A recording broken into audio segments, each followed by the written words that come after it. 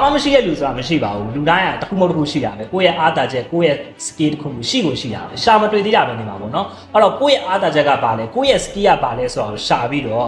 ဒီ skill ကိုအသုံးချပြီးလူတွေကိုဖယ်နှမ်းမှာအကျိုးပြုလို့ရတယ်လူတွေရဲ့ဘယ်ပြဿနာကိုဖြေရှင်းလို့ရတယ်ဆိုတာရှာပြီးတော့ဈေးကွက်တစ်ခုစတင်တာဒါစီးပွားရေးတစ်ခုစတင်တဲ့ပုံစံလေးပေါ့နော်အဲ့တော့ကိုယ့်ရဲ့အားသာချက်ကိုကိုယ်တိုင်မရှာတွေ့နိုင်ဘူးဆိုရင်ဘာမှမလုပ်ပဲနဲ့အိတ်လိုက်တာပိုကောင်းတယ်ဘာလို့လဲဆိုတော့ကိုယ်တိုင်ကနားမလည်လူတယောက်ကသူများရဲ့ပြဿနာကိုဖြေရှင်းနေတာရေမွေးတွေကအနန္တတစ်ခုဆိုတာတဲ့အများကြီးပို့ပြီးတော့အတိတ်ပဲရှိတယ်ကိုသုံးလိုက်တဲ့ရေမွေးကကိုယ့်ရဲ့ identity ကိုပြနေတာကိုယ့်ရဲ့အစဉ်အလာတစ်ခုကိုပြတယ်အဲ့တော့ဒီဘက်ခေတ်ကြီးမှာရေမွေးဆိုတာ luxury မဟုတ်တော့နေ့စဉ်သုံးဖို့အတွက်လိုအပ်နေတဲ့ self care routine တစ်ခု